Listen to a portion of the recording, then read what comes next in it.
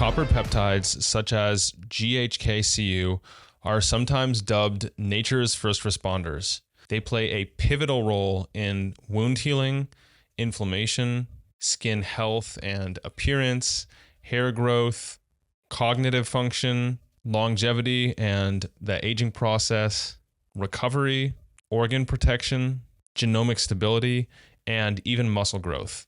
In this episode, we explore their benefits, ranging from mitochondrial function to their impact on anxiety and enhancing collagen production, and a whole lot more. Join me and Dr. Harmon as we delve into the science behind copper peptides, practical tips for their use, and why they might just be one of the ultimate overlooked tools in your health optimization arsenal. Some of the other topics we discuss include the science behind copper peptides, including GHK-Cu and one other.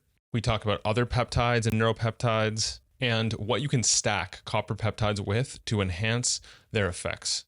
Our guest this week is Dr. Jon Harmon. He's a highly experienced chiropractic physician with 35 years of experience in supporting both physical and mental health. He's also certified in oxidative medicine and board certified in QEEG and neurofeedback. Perhaps most relevantly, he also wrote a book called How to Reverse Aging, which focuses specifically on copper peptide, which is a peptide that our bodies naturally produce. And at the same time, we can influence those levels via a number of different means. This is actually a two-part interview. This is the first part where we discuss the science and benefits, and then next week we'll be exploring the applications in different ways of administering copper peptides, and particularly one that you probably have not heard of yet. That same technology can be used not only for copper peptide, but other peptides and small molecules as well. I've actually been using this technology for several months now, and if you want to learn more, I'll put an article I wrote in the description for this episode. You can find Dr. Harmon's book on Amazon. Just search How to Reverse Aging. And you can also find that and all of the stuff I've mentioned so far and everything from this episode in the show notes, which will be at mindbodypeak.com/190. Before we get started, Happy New Year. Hope your 2025 is off to a phenomenal start. If you're experimenting with peptides, copper peptides, or anything else to begin this year, perhaps even dry fasting, go ahead and drop me a note at mindbodypeakperformance on Instagram. I'd love to hear from you. One last housekeeping note before we get started. If you're listening to this right now, there's a good chance that you are not subscribed. Two of the best ways you can support this show are by either subscribing and or leaving a rating and review wherever you're listening to this. If you do, huge thank you. That's how I keep bringing you thought-provoking guests and covering innovative technologies and topics like this one. All right, ladies and gentlemen, Dr. Jon Harmon. Oh, and don't forget to tune in to part 2 next week. Let's get started. Dr. Harmon, welcome to the podcast. Oh, thank you very much. I'm really excited to share this information with your listeners. Yeah, me too. Today we're going to dive into the world of peptides, and not just any peptides, one in particular, and we'll expand from there. So first, you wrote a book on one particular peptide. Tell me about how you got interested in this peptide and what it is and why. There are actually 2 copper peptides, but the main one where most of the research has been done is regarding the GHK copper peptide. GHK just stands for the amino acids. Everybody goes, well, why is it the K on the end? GHK, it's glycine, histidine, lysine, but scientific is K. GHK, copper peptide. And to be frank with you, prior to 2020, I hadn't heard of copper peptides. We didn't study it in school.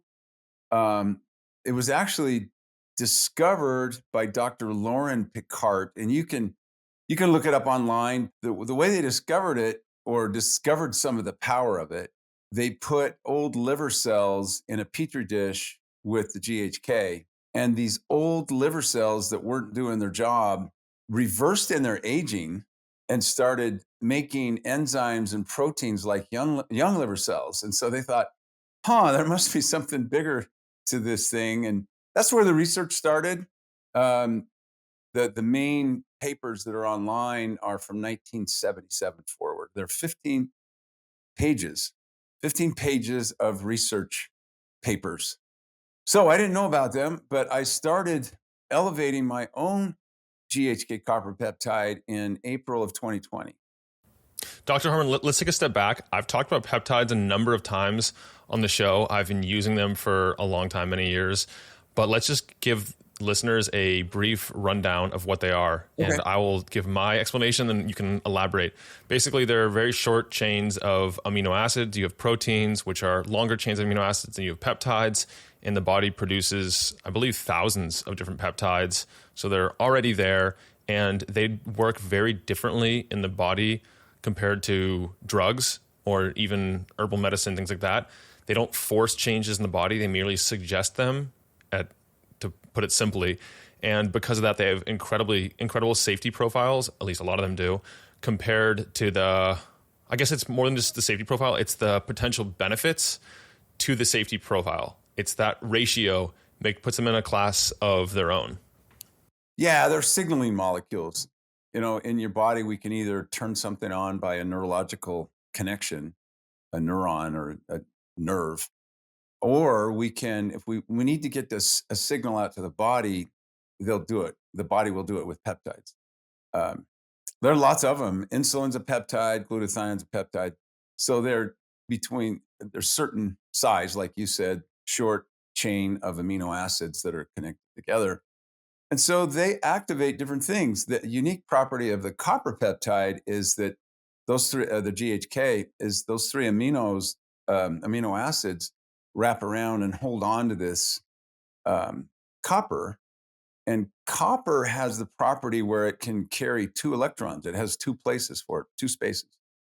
And so it can turn on a pathway that only needs 1 or one that needs 2. So it has broad use or application in the body for activating different things, from turning on the genes that signal our body to make more stem cells, collagen repair. It's a huge antioxidant. There are 18 chapters in the book I wrote, and each one's about a different organ system, except for the brain. There's enough on the brain that there are 3 chapters about the brain. Awesome. And I believe that copper peptide alone, GHKCU, that particular copper peptide, also can repair how many of our genes? Like a third of our genes? The exact number, 4,190. It's about a third of the genes. And Dr. Picard figured that out in their research years and years ago, decades ago. So here was all this research, and doctors kind of caught on to it. So there've been infusions, injections. Dermatologists were some of the first to catch on to it. They started putting it in their creams and lotion because of the benefits to skin. I used to tell people when I was in my chiropractic practice, when they wouldn't do their exercises, I would say, you know what, you'd take better care of your spine if it was on your face, which is true. Spent a lot of money on the face. So that was the first application. And then doctors started to find out repairing the genes, activating stem cell production, and many, many more. Cardiovascular benefits, a lot of those too. It's very commonly used in like high-end cosmetics. It's not cheap, so you won't find it in most, but it's one of those ingredients that appears to be really beneficial, and I have used it in cosmetics many times. I also know that you can get it in injectable form, which I also have, but I've heard that GHKCU is painful to inject, and there are other ways of administering it that seem to be superior. Are there any other notable application? Yes. In fact, one of my good friends, Dr. Michael Karlfeldt, he and I used to be in the same clinic, and he does alternative cancer care.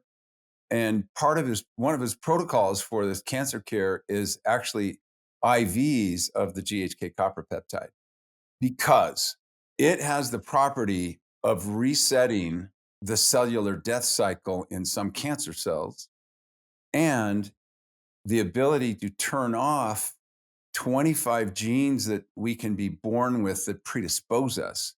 to get some kind of cancer. So it's, covering that base. And you're right. I've talked to people who do GHK injections, and they said it stings really, really bad. It's not a pleasant thing. So yeah, they're not happy to do that. They like the benefit, but although it's got a short half life, like you said, whether it's an infusion or injection. Yeah. So I think the half life's about like less than an hour, so it doesn't last in the body that long. Of course, the signaling benefits are going to persist a lot longer than just the 1 hour. Right. But I think there's also plenty of rationale to keep it elevated for longer. Mm-hmm. I've also come across certain companies, one called Level Up Health, that I'm a big fan of and use their products, that create liposomal GHKCU, meaning it bypasses the acidity of the stomach and can get into the bloodstream more easily. There's very little research, if any, on liposomal copper peptides, but it's fascinating to see the different ways that we're discovering it can be used. Yeah, lots of different parts of that industry are catching on to the benefit of GHKCU. There's another one that we'll talk about later because it's one of your fortes. Before we get onto that, help me understand some more of the reasons and use cases and benefits of copper peptide, because this is like one of the more broad spectrum, I guess, after BPC 157, TB 500, TB 4, whatever you want to call it. This seems to be right up there, is in the family of like almost universally beneficial peptides. Yes. And I would say the most powerful effect that it has is that it actually turns on the genes that signal our body to make more stem cells. I ask people all the time, why do people travel all over the world and spend $5, $10, $20,000 for stem cell infusions that were obtained from someone else? Well, it's because it changes the outcome potentially of anything they have. And there's a lot of research about that. And so that, I would say, that's one of the biggest benefits from the GHKCU. However, if you look at the number one killer, let's just take cardiovascular disease for a second, and I'll go through a few of those benefits. First of all, GHKCU is known as the great repairer of collagen. So what's made of collagen in our body? Pretty much everything. It at least has a structure of that. Even our bones don't get their strength from calcium. It's the protein matrix that then gets ossified, not calcified. So in the cardiovascular system, we look at two different things that can affect this, and that would be MI, myocardial infarction, or stroke. The GHK copper peptide inhibits a gene that's involved in making fibrinogen, part of the fibrinogen molecule. And so it keeps fibrinogen in check and prevents the overproduction. What's fibrinogen? It's the stuff that makes our red blood cells sticky. So if you get a cut or a bleed, it's going to clot. But if it gets too high, it's too sticky. And then eventually, if enough red blood cells stick together, you're going to have a clot in one of the small capillaries or a bigger artery. So that's one of the benefits. The other one is that it activates an increase in production of what's called myostatin. Myostatin inhibits cardiac failure. So here we have this simple thing that affects and can mitigate, the process of aging or being predisposed to something like a myocardial infarction or cardiac failure, which is the number one killer. And if you look at the collagen repair, it also stimulates elastin maintenance, which gives our vessels flexibility. So if you have stronger vessels that are more flexible, you decrease because they're strong, you decrease your chance of having an aortic aneurysm or other kind of aneurysm. And you decrease your risk of blood pressure problems because they can expand and contract without increasing the pressure every time your heart pumps. So those two key things with cardiovascular are huge. You look at the GHK copper peptide, it's anti-anxiety. It decreased aggression in mice within 12 minutes after the application of these I don't know how they made mice aggressive, but they pissed them off somehow. And that was one of the studies.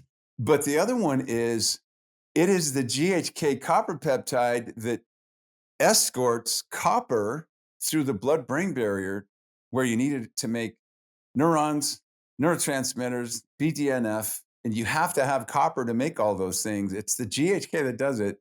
And then it holds on to it until it's needed so you don't get a buildup of free copper in the brain, because that is toxic.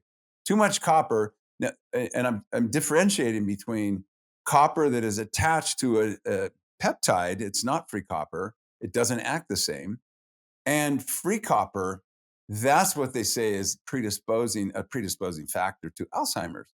So think about the connection. When we're in our 30s, our GHK copper peptide starts to decline. I started using GHK when I was 66. That was 4.5 years ago. And I wasn't making very much of it because it's about 90% gone. So if you have ample GHK in any chemistry, there's GHK by itself and then GHK attached to the copper, and that's GHK copper peptide. So it donates copper, goes back and gets some more, donates copper. So there's this transition. But if you have enough of that, it's going to hold on to the copper rather than it being free. That's my theory. I have no proof of it, but it just makes sense. Well, I'm glad you mentioned that too, because when I posted that we were going to be recording this episode, a listener wrote in and asked about copper toxicity and the balance of zinc and copper and mineral balancing in general. And that was a concern of theirs, whether or not this could cause issues with copper toxicity, because after all, it's a copper peptide. Yeah, the opposite is true, actually, because it kind of vacuums it up, so to speak, meaning that the GHK incorporates that copper and holds on to it until it's needed and then donates it. And copper is necessary for the absorption of iron, and it's necessary for the implementation or inserting iron into hemoglobin. And GHK copper peptide has a huge influence in carrying oxygen around the body. So that's one of the reasons athletes like it, for their oxygen carrying. And another benefit regarding the cardiovascular. Okay, this is it's a little bit of a, you have to get this connection. When we're working out, you're doing, let's say you're doing 4 sets of 12, and, on the ninth, 10th, oh man, I start to get this burn. That's hypoxia. So you ran out of oxygen. But here's the connection with GHK when that happens. There is a whole process that's set into motion when you have hypoxia. Hypoxia inducible factor 1 is what gets signaled, and it signals the brain, guess what? To send down GHK copper peptide that activates enzymes to enzymatically poke holes, so to speak, in the muscle where there's not enough oxygen. Dude, I got to make some more capillaries. I got to get more blood flow in here. When you're in a bodybuilding contest, I haven't been on one, but you go to them and you look and they go, look at the vascularization on that dude. That all starts with GHK. And the body knows, okay, man, he's lifting a lot of weight. We need to make that muscle bigger and stronger. So we're going to grow capillaries in it to bring in the raw materials to build a bigger muscle. So this is why athletes love this, because it's not doping. It's just signaling or GHK is not a drug. And so it's something that naturally occurs in the body. Mm-hmm. What I find fascinating about this too is that HIF-1 alpha, I think it is also upregulated by intermittent hypoxic training. And that's become really big recently as more and more research comes out around it. More celebrities are seen using it, especially pro athletes. I mean, the whole idea of training high and then competing low is in part capitalizing on HIF-1 alpha and other things as well. But I didn't realize the intricate role that copper peptide has in that whole process. That was a really fascinating thing that I found when I was doing the research for the book. I said, wow, that is so cool. Because I've seen these restrictive bands that I've actually started using that cuts off the circulation. So, I'm squatting my own body weight and it's telling my body, he's squatting 400 pounds. Yeah. And so I'm saving my joints, but still getting the benefit of the hypoxia, which triggers more muscle mass. And I gained an inch in my biceps in a month with those things. I love it. Yeah, I'm a huge fan of Katsu. That's the brand. I recorded a podcast with them. It's the original brand based out of Japan. And I also have been using blood flow restriction training, aka occlusion training, since about 2013. And I used it yesterday. It's one of the coolest fitness technologies for not just rehab, but muscle building. You can even put them on during walks to dramatically enhance the effectiveness and the adaptations that occur from walking. I call it super walking. And there's like so many different use cases of that. I wonder the synergy here, if you were to use Copper Peptide with occlusion training, if you were to huge. get, Huge. Yes. I'm glad you brought that up. Yeah, absolutely. In fact, the people who sell those things, I walked up to them and I said, "You want to know why those work?" And they said, "Yeah." And then I told them about the GHK, and it enzymatically pokes holes in the muscle, all that stuff. And their mouths dropped open. Nobody told us that. Yeah, I mean, that's one of the big mechanisms behind it is the hypoxia, the temporary hypoxia and the HIF1 adaptation, and then also the changes to VEGF and a bunch of other things like the metabolites that build up in the muscles before either the machine releases the pressure or you take them off. There's a lot of cool emerging science around that technology. And it sure shortens the workout that you have to do. Oh man, you get a workout done, full body. I'm good for the day. Yeah, they're intense workouts though. If you can't handle the burn of a normal workout, you're not going to enjoy. They are. I'm a bit of an overachiever, and so they say you do your biceps really fast, 20 reps, and then do 20 squats. Well, I do 20. I have resistance bands, and I do 20 reps for chest, 20 reps for biceps, 20 reps for triceps, and then my legs. And at first I just couldn't finish it, but now I can finish it all the way through, even with that severe hypoxia.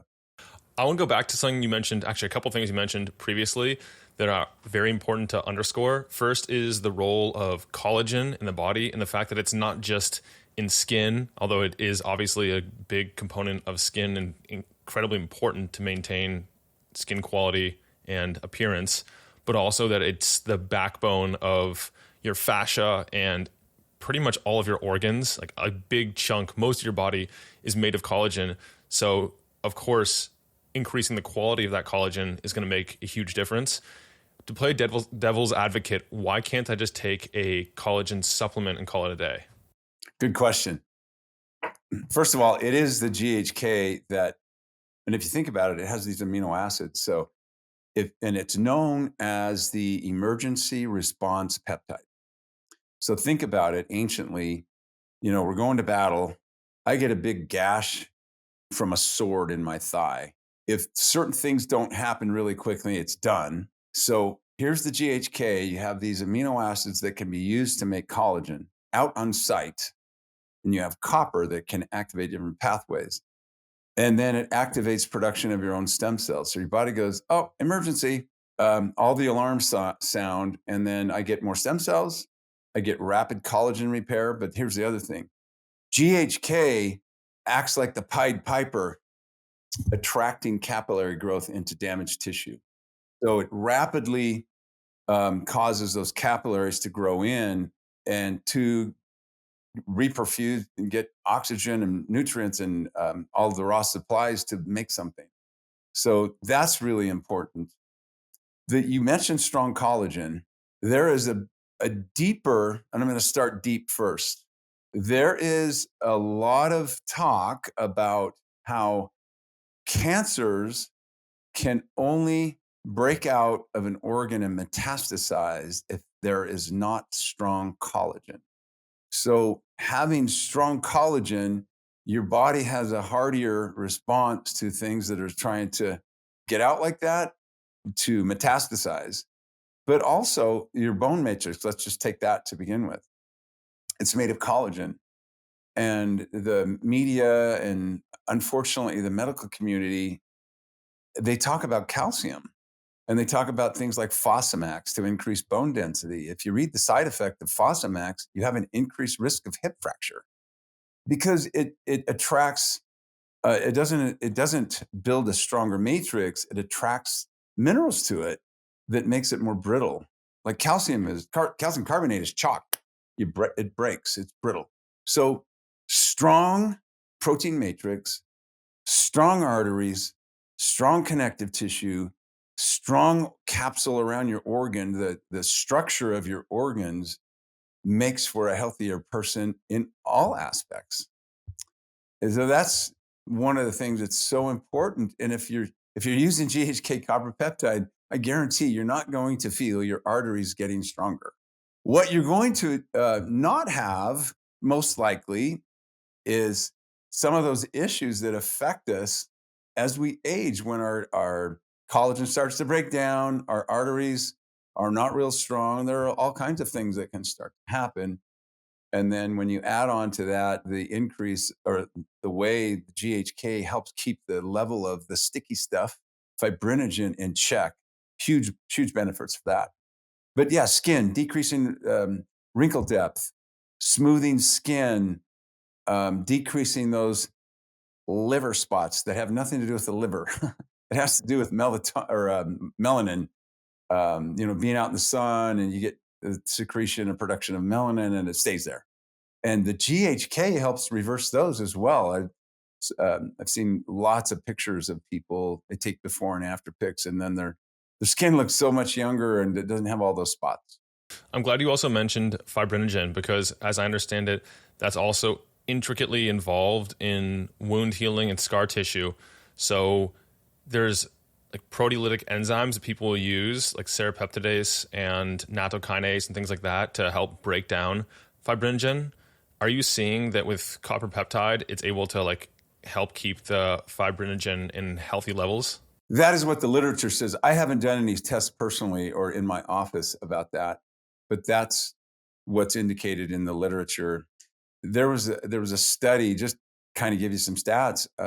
They did a 10-year study on men in Sweden, and the number one predictor of having a stroke was an increase in fibrinogen. And if you had a high fibrinogen level, you were 2.5 times more likely to have a stroke.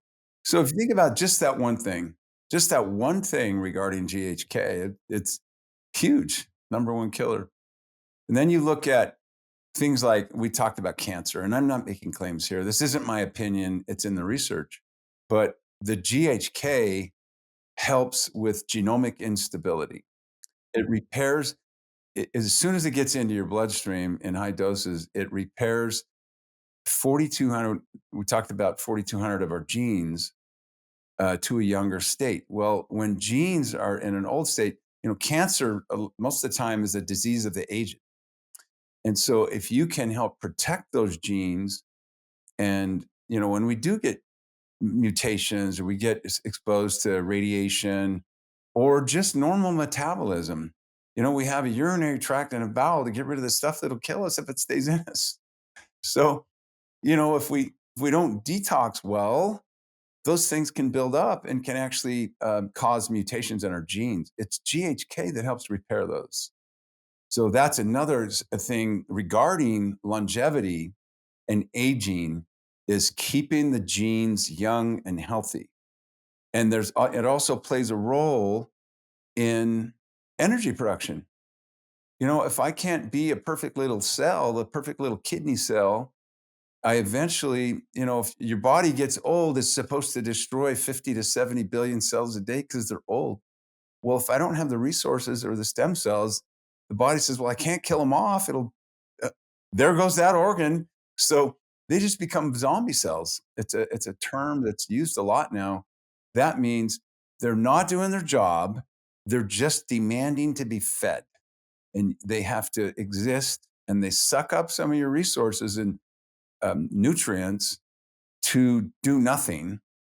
And so um, these zombie cells, when you can increase your stem cell production, the body says, "Hey, I can wipe all those guys out over there and replace them."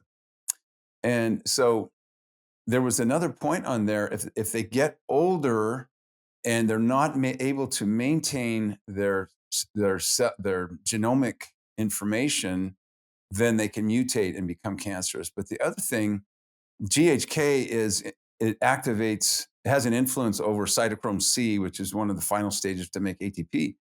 So what happens is, as we age, a lot of people just, I don't have energy to make my own lunch. It's mitochondrial dysfunction. That's one of the number one killers. Up there pretty high is mitochondrial dysfunction. And then the whole system can break down. You know, it can't, my kidney cells don't have enough energy. The cells don't have enough energy to detox. So I store stuff. The stuff that is supposed to go away, the things that are supposed to go away in my urinary tract and my bowel, I can't get rid of them. So I'm just going to store them. And now we start to become toxic. And that also causes mutations in our genes. So maintaining my ability to make ATP is a huge thing as we age, facilitated by GHK. Okay. So you've already rattled off a number of the different hallmarks of aging that this addresses, starting with genomic instability, then senescent cell accumulation, and then mitochondrial dysfunction. This helps each of those. And what else? It seems like it targets a lot of the hallmarks of aging. Is it considered, like technically considered a senolytic too? I haven't heard of it called that because it doesn't actually, slaughter. It doesn't actually terminate cells because the focus is more on repairing the genes so that cell doesn't go into senescence and become that zombie cell. But one of the other really, really, really important things as we age is, do I remember who I am? Am I meeting a new person in my house every 15 minutes? There was a brain study done using GHK, and it was what my board certification is in, and that's QEEG, quantitative electroencephalogram.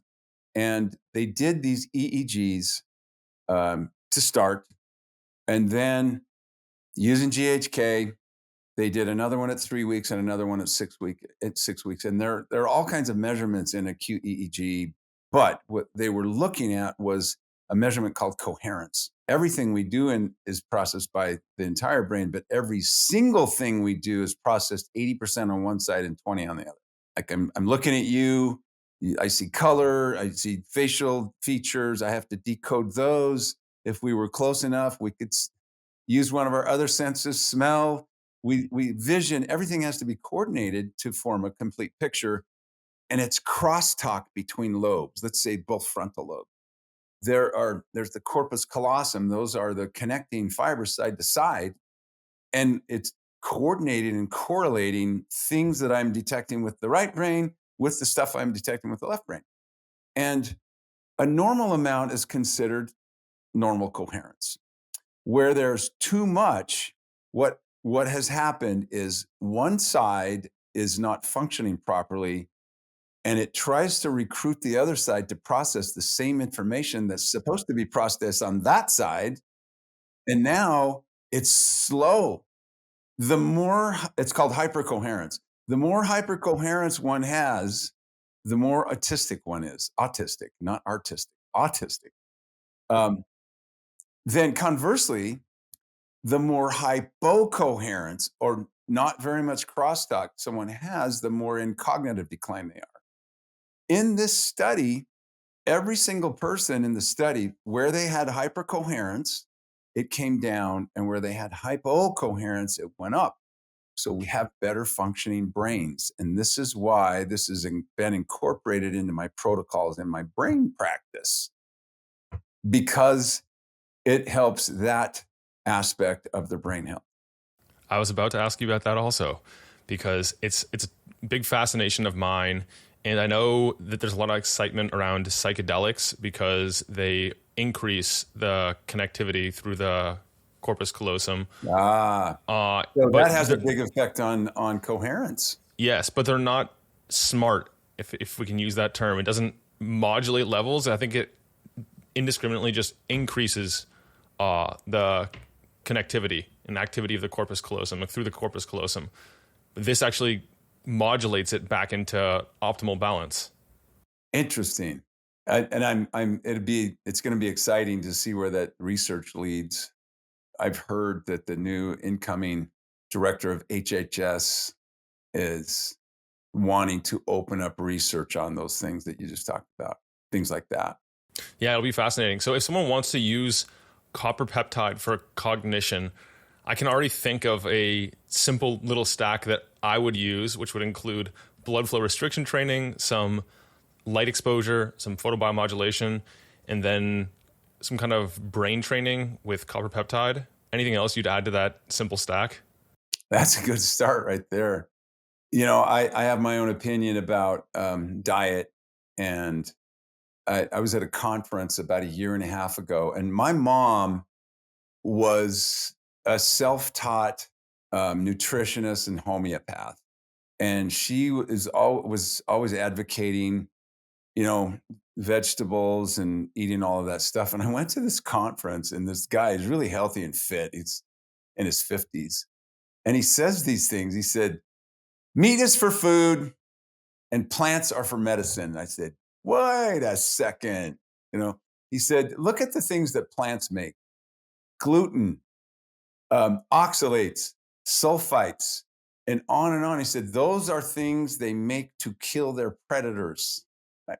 I'd never thought of that. So I'm mostly, meat, and I can eat a ribeye for breakfast, and I don't even get hungry till 2 or 3 in the afternoon. So there's that diet thing. You can get nutrients from other things as well. Yes, vitamin D is the only vitamin we make. We have to get the other vitamins from other things. But if you want to build muscle, obviously you have to have a lot of protein. Get it however you want. Try just eating a lot of meat. Grass fed. You also have to have fat for the brain. I mean, if you're eating meat, you're probably going to get some hopefully clean fats. Yes, I make sure that where the meat is sourced, I certainly won't just go down to Walmart and buy a ribeye. I would not trust that at all. Sorry, Walmart.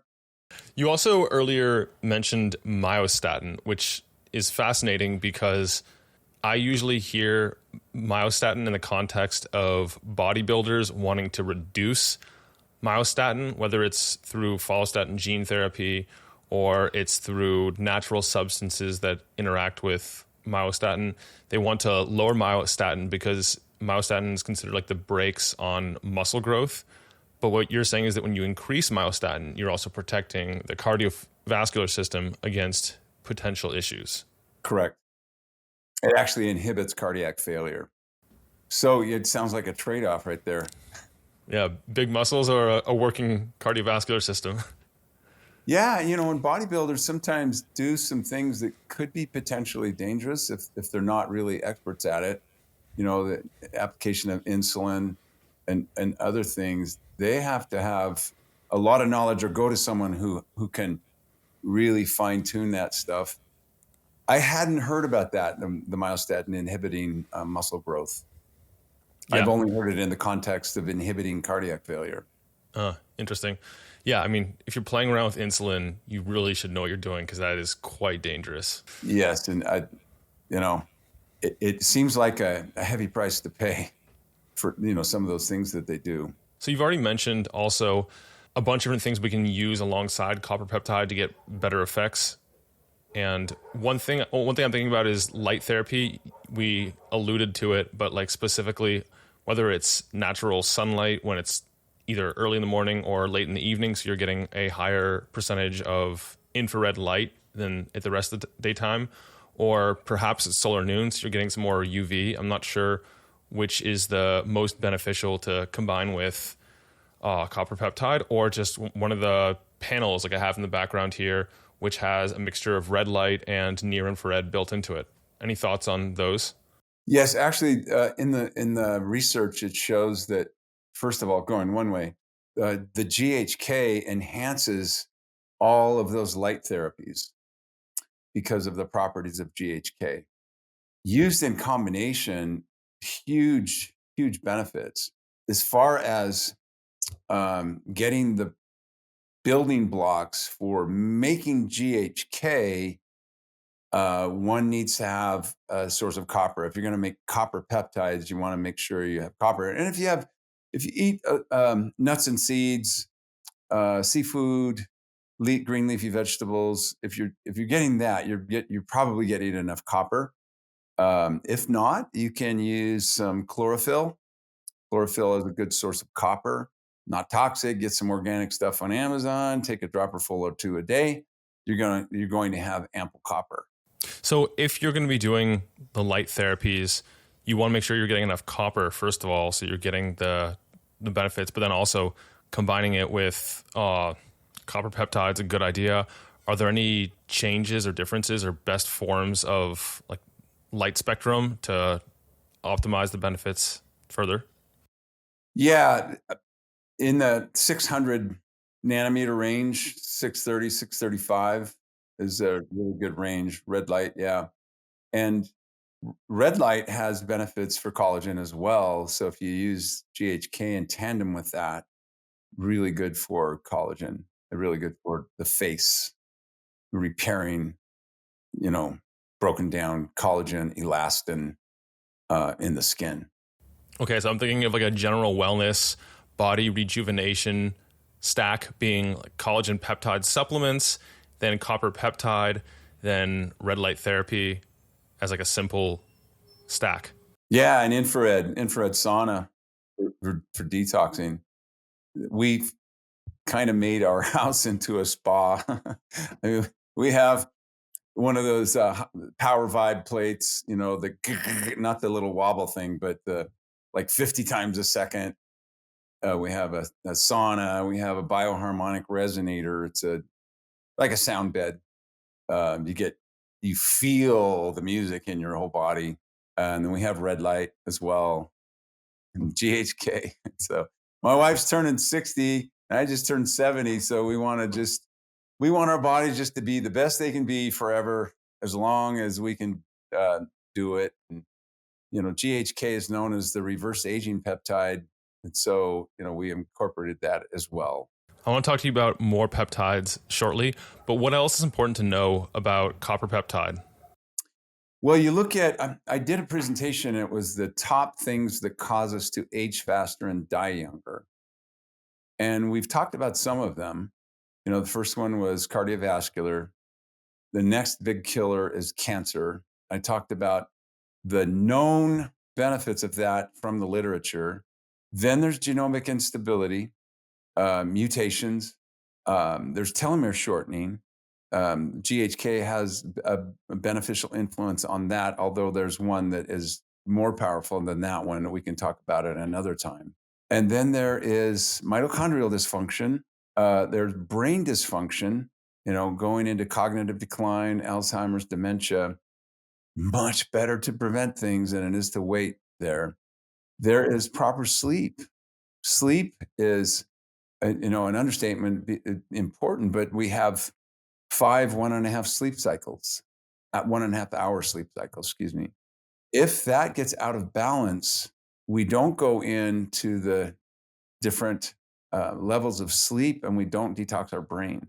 Once that happens and the circadian rhythm is off, we start to get hormonal imbalances. Things like leptin and ghrelin balance. Ghrelin makes us feel hungry, leptin makes us feel satisfied. And people will eat when they really aren't hungry. They feel hungry, but they're not. And then they start to gain weight. They get metabolic disorders because of the hormonal imbalances. Restoring proper sleep is like the key or the first step to regaining control of that by regaining our circadian rhythm. We eat during the day, we sleep at night. So one of the things I tell people, allow 3 hours after you finish eating, not start eating, finish eating before you go to bed. Oh, no, I have to eat before I go to bed. That's a leptin ghrelin imbalance. You think you're hungry, but it's nighttime. It should be sleepy time and not eating time so that you're digesting when you're trying to eat, because you will not go into those 1.5 hour cycles. And it will lead to serious health problems later on in life, not the least of which is Alzheimer's, because those proteins build up in the brain. You can't detox them because you don't go into the detox mode. You're in digestive mode. And so those, and then skin, cosmetic values, we talked about that, being able to maintain the skin. And truly, it's not just a cosmetic thing. It's the barrier. It's your immune. It keeps stuff out. You know, you get somebody who gets a lesion on their skin that can't repair, they might die from that, get some serious infection because the skin is gone, and that's our immune layer. something comes in, you got powerful immune cells that take care of business. So the skin is not, obviously, it's not just for looks. I know you know that, and your listeners do, but it's not something that people think about a lot. I get a break in my skin, man, I could go septic because that is a huge immune protector, lots of immune cells in there.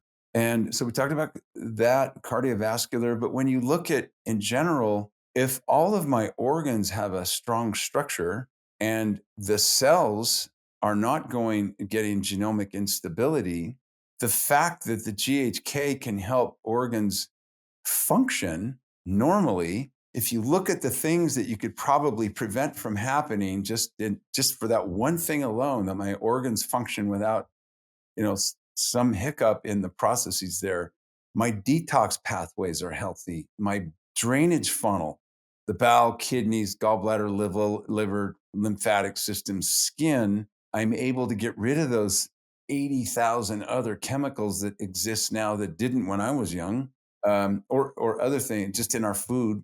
If those are healthy, man, your older years are much different if those things are true, and the GHK helps facilitate all of those pathways. Yeah. I recently learned what's sometimes called the NICE network, and it stands for nervous system, immune system, cutaneous, and endocrine system.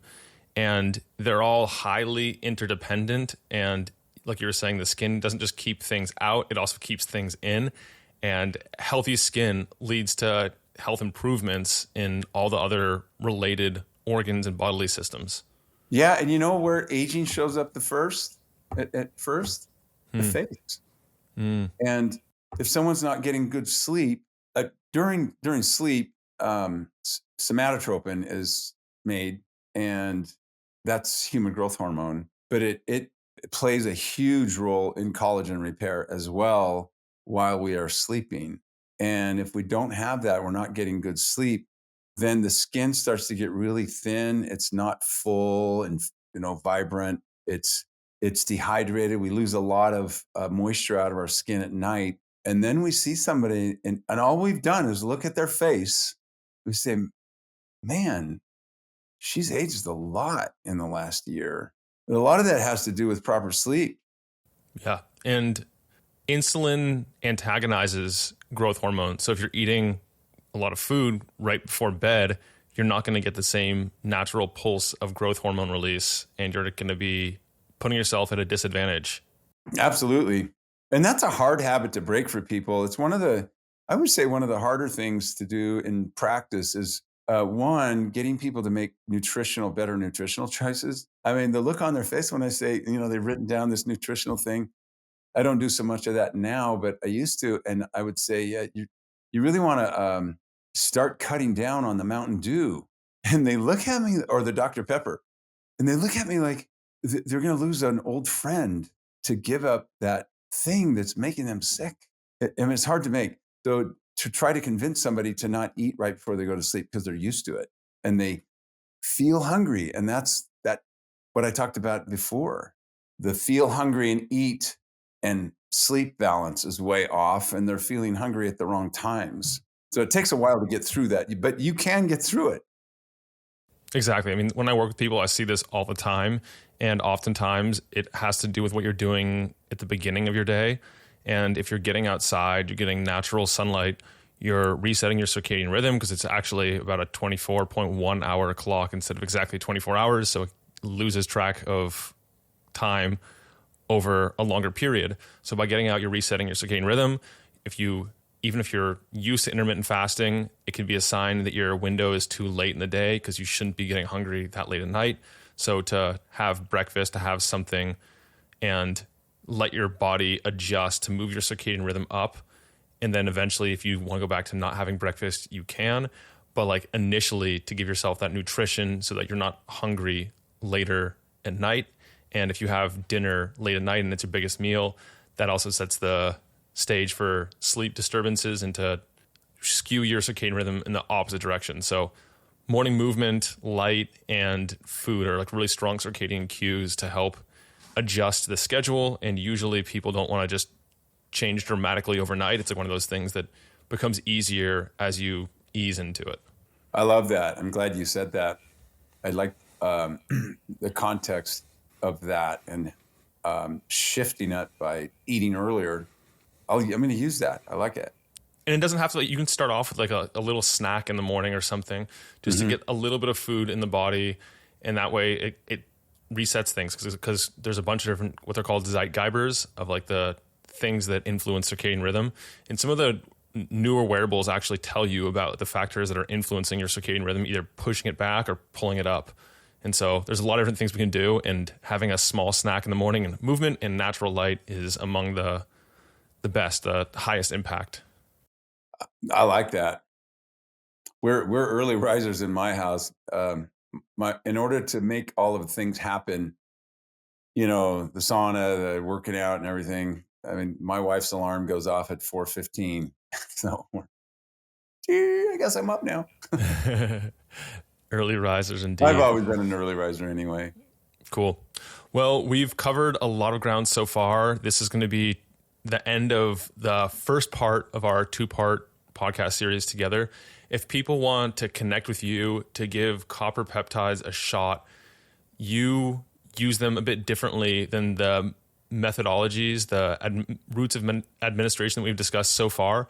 How do they go about that? And we're going to unpack that a lot more in the next episode to explain how it works, why it works, and dispel a lot of the myths that I come across around this unique form of administration. Sure. So a couple of things. If they want to learn more about copper peptide, the book that I wrote is called How to Reverse Aging, a comprehensive guide to copper peptides. So that 91 references to the research about copper peptides. Like I said earlier, all the stuff that I just told you, all of it's been taken from my book, but all of that was taken from the literature because I didn't give any of my opinion. What we're going to talk about next is very similar in its mechanism to walking out in the sun and then somehow magically we get vitamin D. And I ask people, where does it come from? I can honestly tell you that only a few people have been able to answer that question. They say, where does the vitamin D come from? Is it in the air? Is it in the UV light? Does it like beam into us? Well, there's actually a process that's in place. When we walk outside, the frequency of the UVB light hitting the nano antennas in our skin. Yes, we have antennas. That's why you, like all the rest of us humans, when we walk into a room, we do something that you don't realize. You're not going to be able to unlearn this. They're going to go, oh my God, Dr. Harmon said that. Now I think about it every time I walk into a new room. We scan the room for threats and friendlies. It's natural, and we see people, and sometimes we get bad vibes. What are vibes? Those are frequencies that person is emitting, and then you are interpreting it through the antennas in your skin. They look like Wi-Fi antennas. Well, the UVB signal is interpreted by your body to make more vitamin D. We're going to show you how a different signal can signal your body to make more of your own GHK copper peptide. That's in the next segment. Perfect. If people want to get a hold of you, of course, they can pick up your book. It is a nice read. I'm currently going through it right now, and it is for definitely the scientifically inclined. How else can they reach you? Do you have a website or social media or anything? My email is Dr. J Harmon, DRJHARMON at gmail.com, Dr. J Harmon at gmail.com. My practice is called ClearMind Idaho, and we help people with brain issues with microcurrent neurofeedback and laser therapies and autonomic balancing. We help restore the balance between the sympathetic and parasympathetic. Most people have those brain things, anxiety, depression, all of those things. Most of those start with an overactivation and a sustained activation of the sympathetic response to things. Can't shut off my busy mind. I can't sleep. My digestion is poor. I'm hypervigilant. I don't sleep, and I have depression or other things. So ClearMind Idaho, you can get a hold of me through there as well. A direct email is is really good. And you can just ask a specific question at drjharmon@gmail.com. Perfect. Well, I'm looking forward to the next part of this interview with you. All right, me too. I hope that this has been helpful for you. If you enjoyed it, subscribe and hit the thumbs up. I love knowing who's in the 1% committed to reaching their full potential. Comment 1% below so that I know who you are. For all the resources and links, meet me on my website at mindbodypeak.com. I appreciate you and look forward to connecting with you. As a reminder, the information depicted in this video is for information purposes only. Please consult your primary healthcare professional before making any lifestyle changes.